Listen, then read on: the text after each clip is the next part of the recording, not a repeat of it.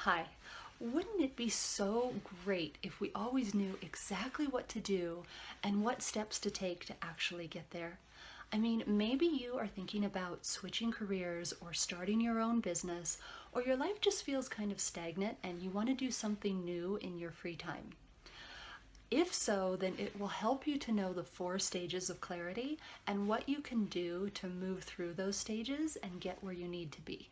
So if this is you, drop me a note in the comments or send me a message so that I know that yes, this is something that you would like to hear more about. My name is Jenna Harrison, and I'm the founder of theUncommonWay.com. I help women take that leap into entrepreneurship so they can have the freedom they've been longing for. Okay, let's get down to it. The first stage is called the nudge, and this stage really is not very clear at all. This is where you feel that impulse and that little urge, but you really have no idea what it means. It's just telling you to do something. And that stage can be so frustrating to be in. But here's the good news. So many people go their entire lives ignoring that or just pushing it to the back of their mind. And I believe that that is where a lot of disease comes from.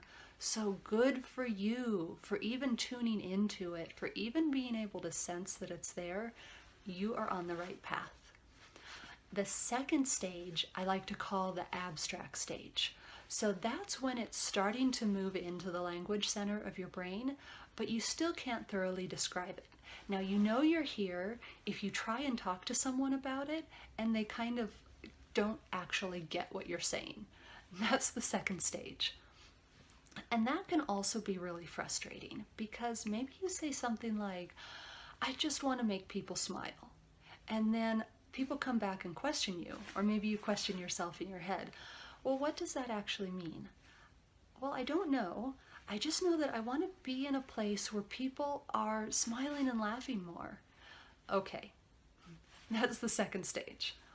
The third stage is when you are actually pretty clear about what you want to do. You just don't know how to make it, how it will actually come about in the real world.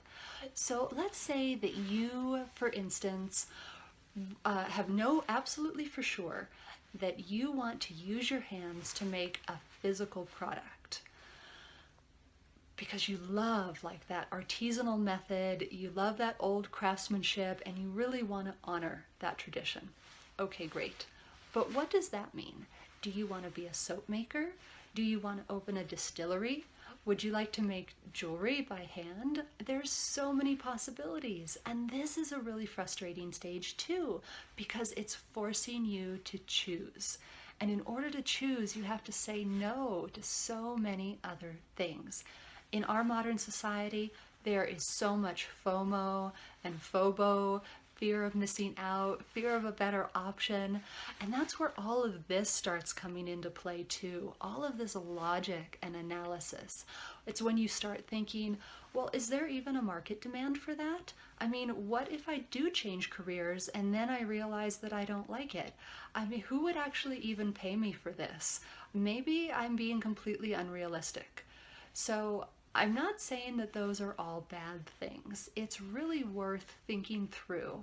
However, you don't want to stay stuck there. You want to move on to the fourth stage. The fourth stage is where you know exactly what you want to do. You just maybe don't know how to get there. You don't know the exact steps to take. And now this is a little bit easier. When you get to this point, finally it's like the landscape is not so foggy anymore. You have a clear direction, and it's just a matter of putting the pieces into place. And that feels wonderful. So let me talk a little bit about moving through these different stages, because I'm sure that's what you want to hear about. When you are in the nudge and you're trying to move into the abstract phase, reflection is your biggest friend. And we really do not give enough credit to reflection. I mean, think about it. If that voice is trying to talk to you and you really want to draw that meaning from from the outside, or bring out that meaning from within, however you want to look at it, how are you going to hear it if you're not actually quiet? And there are so many different clarity exercises that can be done, and I'm happy to talk about that more if that interests you. But the point is, do the work. Allow yourself to do it because the payoff is so great. All right, now another method for getting clear is experience. Sometimes things just drop out of the sky and then it makes things blazingly clear for you.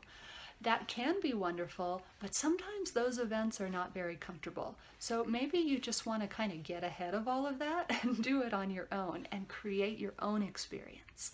So that can mean things like market research, where you are out there interacting and talking with real people about what their problems are, because at the heart, every business is about solving a problem.